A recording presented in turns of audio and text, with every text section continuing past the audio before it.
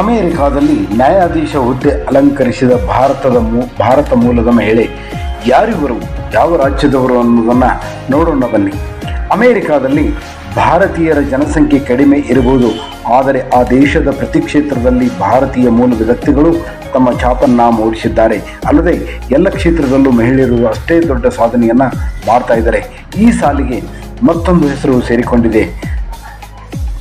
ಭಾರತೀಯ ಮೂಲದ ಮಹಿಳೆ ಜಯಾ ಬಡಿಗ್ ಅವರು ಅಮೆರಿಕದ ಕ್ಯಾಲಿಫೋರ್ನಿಯಾದಲ್ಲಿ ನ್ಯಾಯಾಧೀಶರಾಗಿ ನೇಮಕಗೊಂಡಿದ್ದಾರೆ.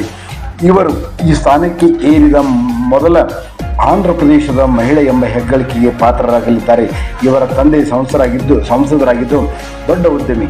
ಹಾಗಾದರೆ ಯಾರು ಈ ಜಯಾ ಬಡಿಗ? ಈ ನ್ಯಾಯಾಲಯದ ನ್ಯಾಯಾಧೀಶರಾಗಿರುವ ಮುನ್ನ ಜಯಾ ಬಡಿಗ ಸ್ಯಾಕ್ರಮೆಂಟೊ ನ್ಯಾಯಾಲಯದ ಆಯುಕ್ತರಾಗಿದ್ದರು. ಜಯಾ ಬಡಿಗ ಅವರು ಕ್ಯಾಲಿಫೋರ್ನಿಯಾದಲ್ಲಿ ಕಾನೂನಿನ ಪರಿಣಿತರಾಗುವ ಮೊದಲು ಹೈದರಾಬಾದ್ನ ಉಸ್ಮಾನಿಯಾ ವಿಶ್ವವಿದ್ಯಾಲಯದಿಂದ ರಾಜ್ಯಶಾಸ್ತ್ರದಲ್ಲಿ ಸ್ನಾತಕೋತ್ತರ ಪದವಿ ಪಡೆದಿದ್ದಾರೆ. ಅನೇಕ ಜನರು ಇವರನ್ನು ಗುರುವನ್ನಾಗಿ ಪರಿಗಣಿಸಿದ್ದಾರೆ. ಜಯಾ ಅವರ ವೃತ್ತಿ ಜೀವನ.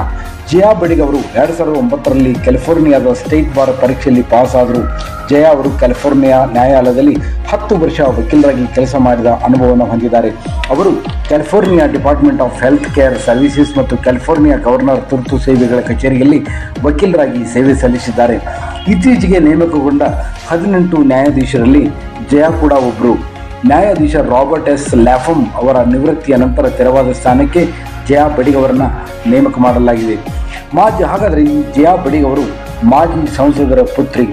ಜಯಾ ಬಡಿಗ್ ಮಚಿಲಿಪಟ್ಟಂನ ಮಾಜಿ ಸಂಸದ ಮತ್ತು ಕೈಗಾರಿಕೋದ್ಯಮಿ ಬಡಿಗ್ ರಾಮಕೃಷ್ಣ ಅವರ ಪುತ್ರಿ. ರಾಮಕೃಷ್ಣ ಕುಟುಂಬದಲ್ಲಿ 3 ಪುತ್ರಿಯರು ಹಾಗೂ ಒಬ್ಬ ಪುತ್ರನಿದ್ದು ಜಯಾ 3ನೇ ಪುತ್ರಿ. ಅವರ ಶೈಕ್ಷಣಿಕ ಪ್ರಯಾಣವು ಹೈದರಾಬಾದಲ್ಲಿ ಪ್ರಾರಂಭಿಸಿದರು. ಅಲ್ಲಿ ಅವರು ತಮ್ಮ ಪ್ರಾಥಮಿಕ ಶಿಕ್ಷಣವನ್ನು ಪೂರ್ಣಗೊಳಿಸಿದರು. ಕ್ಯಾಲಿಫೋರ್ನಿಯಾದ ಸಾಂಟಾ ಕ್ಲಾರಾ ವಿಶ್ವವಿದ್ಯಾಲಯದಿಂದ ಜೂರಿಸ್ ಡಾಕ್ಟರ್ ಪದವಿಯನ್ನು ಪಡೆದಿದ್ದಾರೆ. ಅಮೆರಿಕಾದಲ್ಲಿ ಕಾನೂನು ಅಭ್ಯಾಸ ಮಾಡಲು ಇದು ಅಗತ್ಯವಾದ ಪದವಿ ಎಂದು ಪರಿಗಣಿಸಲಾಗಿದೆ. ಅಲ್ಲದೆ ಜಯಾ ಬೋಸ್ಟರ್ ವಿಶ್ವವಿದ್ಯಾಲಯದಿಂದ ಅಂತಾರಾಷ್ಟ್ರೀಯ ಸಂಬಂಧಗಳು ಮತ್ತು ಅಂತಾರಾಷ್ಟ್ರೀಯ ಸಂವಹನದಲ್ಲಿ ನಾಡಿನ ದೇಶ ವಿದೇಶಗಳ ಹವಾಮಾನ ವರದಿ, ಕ್ರೀಡಾ ಸುದ್ದಿಗಳು, ಸ್ಥಾನಿಕ ಸುದ್ದಿಗಳು, ವಿಶೇಷ ಸಂಚಿಕೆಗಳು, ರಾಜಕೀಯ ವಾಸ್ತವಿಕತೆ, ಕೃಷಿ ಕ್ಷೇತ್ರಗಳ ಸುದ್ದಿಗಳು ನಮ್ಮ ವಾಹಿನಿಯಲ್ಲಿ ಮಾತ್ರ. ನಮ್ಮ ವಾಹಿನಿಯನ್ನು ಯೂಟ್ಯೂಬ್ನಲ್ಲಿ ದಯವಿಟ್ಟು ಸಬ್ಸ್ಕ್ರೈಬ್ ಮಾಡಿ. ಸುದ್ದಿಗಳು ಇಷ್ಟವಾಗಿದ್ದಲ್ಲಿ ಶೇರ್ ಮತ್ತು ಲೈಕ್ ಮಾಡಿ.